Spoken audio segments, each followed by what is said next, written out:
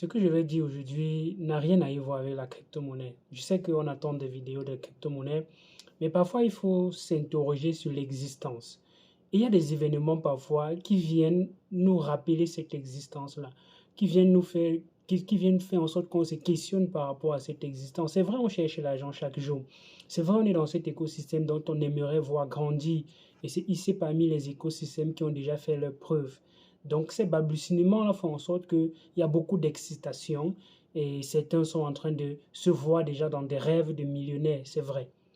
Mais du jour au lendemain, tout ça peut basculer par des événements que vous ne contrôlez pas, par des choses que vous n'avez même pas parfois pris conscience de voir, en fait, de mettre ces éléments-là au centre, bien qu'on n'ait pas le contrôle. Dans la mort de ce Camerounais encore, cet humoriste que je ne connais pas, ça m'a touché particulièrement.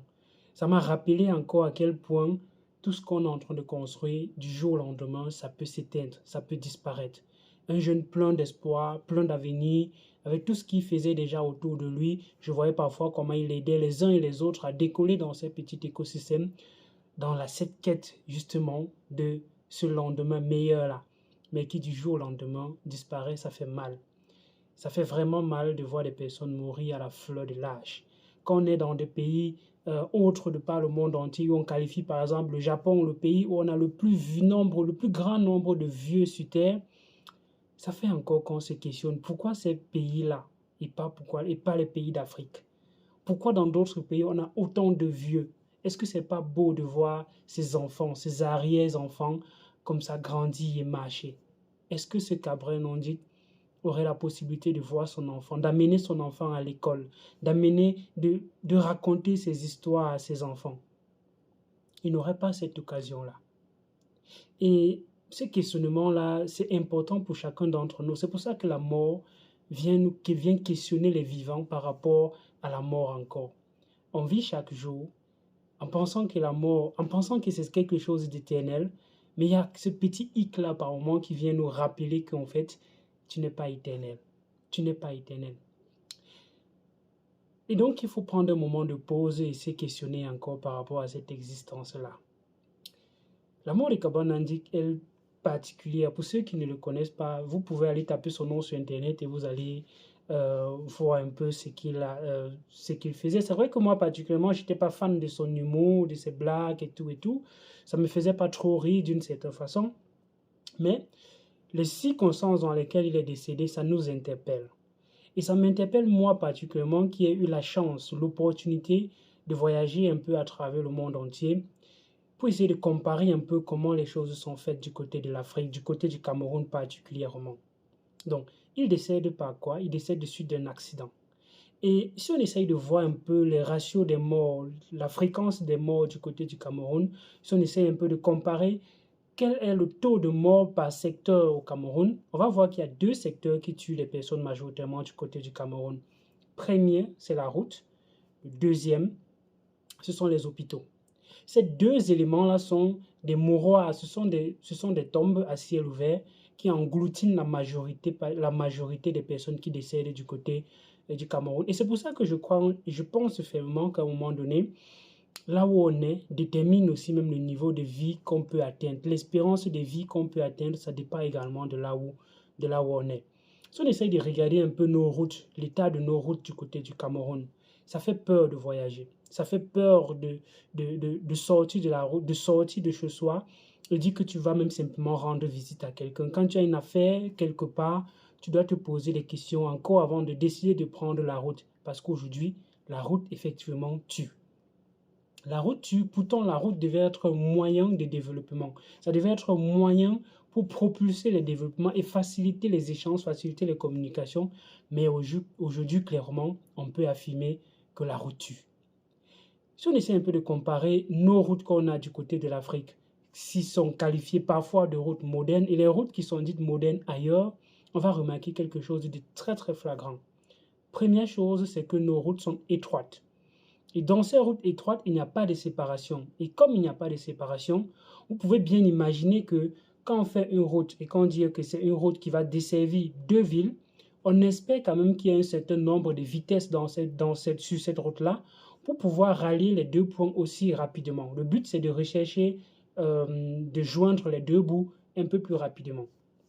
Donc, on va dans certains pays pour satisfaire ce besoin, faire des autoroutes en séparant les voies parce que comme on a de la vitesse, il peut arriver à un moment donné où il n'y a pas un contrôle, ou bien il y a des événements qui échappent à notre contrôle. Mais si en plus de cela, on a quelqu'un qui vient frontalement, bah, ce serait clairement la catastrophe. Et dans certains pays, on va encore également séparer les voies de circulation communes et les voies de circulation de transport des marchandises. Donc les marchandises ou bien les engins qui transportent en fait, les gros colis, ces camions, et ainsi de suite, ils ne vont pas parfois emprunter les mêmes routes que les routes, en fait, que les autres usagers parce que ces personnes-là, ces engins-là, ça dégrade rapidement la route. Donc, ou bien on va interdire les circulations à une certaine heure, bien évidemment, mais ce n'est pas le cas chez nous. Chez nous, ben, ce sont des routes qui sont permises à tout le monde. Et ça nous interpelle encore. Qu'est-ce qu'on veut vraiment pour développer nos pays si ces personnes-là décèdent à la fleur de l'âge? Si on a un bon nombre de personnes qui décèdent à la fleur de l'âge, comment est-ce qu'on peut exploiter le potentiel de ces personnes-là pour qu'ils puissent construire quelque chose dans ce pays? Souvenez-vous très bien, les pays qui sont les plus développés dans le monde entier sont parmi les pays qui sont les plus peuplés. Comment un pays peut donc se développer s'il n'y a pas sa population? Comment un pays peut se développer si chaque jour on a des tonnes de personnes qui décèdent précocement? Parce que je pense clairement que ce sont des morts précoces. Je lisais encore sur Internet récemment un post où il y a eu un accident du côté sur la route de Yaoundé-Bafoussam. C'est l'une des routes aussi qui tue beaucoup de personnes du côté du Cameroun. On a trois axes qui tuent le plus de personnes, ce qu'on appelle le triangle de la mort. Le triangle de la mort, c'est Douala-Yaoundé, premier, qui est l'axe la nationale numéro 3. Il y a Yaoundé pour aller à Bafoussam et il y a maintenant de Bafoussam pour aller à Douala. Ce triangle-là, c'est le triangle qui engloutine le plus de morts au Cameroun. Donc, quand je regardais un post récemment sur un accident qui est survenu sur la route de Yaoundé pour Bafoussam, il y a carrément une famille qui a été... Une famille qui allait à l'enterrement, je pense qu'ils allaient à un deuil du côté de l'ouest. Et eux également, on va aller à leur deuil après. Ils vont enterrer quelqu'un. Apparemment, ils ne vont même pas arriver, mais on va également les emmener pour les enterrer directement avec la personne qu'ils allaient enterrer. Ça fait froid au dos, ça. Ça fait froid au dos de voir une famille décédée comme ça, simplement à cause d'un accident de la route qu'on aurait pu éviter s'il y avait des voies de séparation. Donc, on peut peut-être dire que les chauffeurs sont un peu inconscients. Ça, c'est une partie du problème. Il y a une autre partie du problème qui est la route. Il ne faut pas qu'on accuse simplement les usagers. Les usagers ont leur part de responsabilité, tout comme les personnes qui ont la responsabilité de mettre sur pied les infrastructures correctes ont une part de responsabilité qui n'est pas des moindres dans la mort de ces personnes-là. Et voilà ce qui fait que je me pose toujours la question si l'espérance de vie est repartie proportionnellement de par le monde entier. Qu'est-ce qui réduit cette espérance de vie du côté du Cameroun? Ces frustrations qu'on a, ça fait en sorte qu'on ne peut pas être épanoui. Quand tu dois penser seulement que tu dois aller dans un endroit pour visiter un endroit et que tu penses un peu dans ta tête que tu peux ne pas revenir, est-ce que tu vas voyager?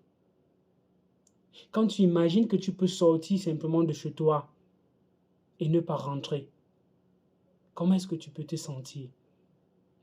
Comment est-ce que tu peux avoir cette confiance que ce que tu es en train de construire aujourd'hui, tu seras là pour en bénéficier des fruits? Comment? Donc cette mort nous interpelle. Ça nous interpelle vivement encore sur la vie. Et il est temps que nos dirigeants, les personnes qui ont la responsabilité de diriger ce peuple, prennent réellement la responsabilité. Prennent réellement la responsabilité à bras le corps de mettre au moins sur pied des infrastructures pour permettre à ce peuple-là de s'épanouir. Ailleurs, d'autres personnes peuvent vivre sans cette inquiétude-là. C'est vrai qu'ils ont leur part d'inquiétude aussi, mais ce ne sont pas les mêmes. Ce ne sont pas les mêmes. Et les preuves sont là. L'espérance de vie. L'espérance de vie, c'est un indicateur fort pour montrer à quel point on peut être dans un système construire quelque chose, bénéficier de ça et être même fier de transmettre cela à la génération future. Imagine toi, tu crées une entreprise. Tu n'as pas le temps d'élever, d'éduquer la prochaine personne qui va prendre les rênes de cette entreprise parce que tu es mort très tôt. Comment est-ce qu'on veut que les entreprises prospèrent? Comment est-ce qu'on veut que les personnes arrivent à une maturité? Dans certains pays, les personnes créent des business à 50 ans. Dans certains pays, c'est à 50 ans que le potentiel de d'autres personnes se révèle en eux. Oui, parce qu'il n'y a pas d'âge pour que ça se révèle. Mais combien de personnes sont donc comme ça morts avec peut-être le potentiel qui aurait pu se révéler 50 ans plus tard, 40 ans plus tard, 30 ans plus tard? Ça fait mal. Ça fait mal. Et voilà pourquoi certaines personnes se disent en fait, même quand on veut construire tout ça, après on va aller vivre à l'étranger. Pourquoi? Parce qu'au moins là-bas, il y a l'hôpital. Tu sais au moins que quand tu es malade, il y aura l'hôpital pour te soigner. Et tu sais au moins que tu vas pouvoir être là d'une certaine façon, même s'il y a des personnes qui décèdent jeunes, c'est pas exclu, mais on regarde les proportions, on regarde les pourcentages. En fait, la population camerounaise est majoritairement jeune. Pourquoi elle est majoritairement jeune? On va dire que c'est un atout d'être majoritairement jeune, mais pourquoi? Il faut se poser la question. Est-ce que ce n'est pas parce que les gens n'ont pas la possibilité de résister jusqu'à un certain âge qu'ils décèdent donc très tôt et dont on a une population très jeune? On va se vanter, c'est d'avoir une population très jeune. Mais cette population très jeune, elle est là pour durer combien de temps? Elle va durer combien de temps? Posons-nous ce genre de questions aujourd'hui. Et c'est pour ça que cette mort nous interpelle personnellement. Moi, personnellement, ça ne m'interpelle pas parce que je le connais, mais parce que c'est quelque chose qui demande, qui fait en sorte qu'il faut un éveil de conscience. Un éveil de conscience beaucoup plus au niveau des dirigeants, pour qu'ils puissent mettre sur pied des éléments pour faire en sorte que la vie soit d'une certaine façon longue sur le continent africain. Ça, c'est d'une part. La deuxième responsabilité, c'est à chacun d'entre nous d'être aussi prudent. D'être aussi prudent quand il s'aventure au bord d'une voiture, s'il a les mesures, les précautions, s'il est fatigué, un certain nombre de choses minimales pour permettre encore de résister, de rester encore en vie pendant un certain nombre de temps. C'est pas facile, c'est vrai. Mais est-ce que c'était vraiment l'âge à lequel Dieu a dit tu dois partir à tel âge? Est-ce que c'est vraiment ce que Dieu avait dit pour ceux qui croient en Dieu? Vous pensez que c'est vraiment ce que Dieu avait dit? Moi, à un moment donné, je ne pense pas que c'est ce que le destin a dessiné. Moi, je pense que s'il était ailleurs, si c'était peut-être expatrié comme d'autres blogueurs, comme d'autres personnes qui s'expatrient, peut-être il serait encore en vie. Peut-être simplement le fait de changer de cadre aurait fait en sorte qu'ils soient en vie. Parce que certaines personnes vont dire, même changer de cadre, ça fait partie du destin. Moi, je suis une personne qui ne croit pas forcément au destin. Je pense qu'on construit sa vie. On construit son destin. On le crée. On le dessine. Et donc, parfois, certains éléments peuvent venir perturber tout ce qu'on a comme rêve en tête. Pourquoi?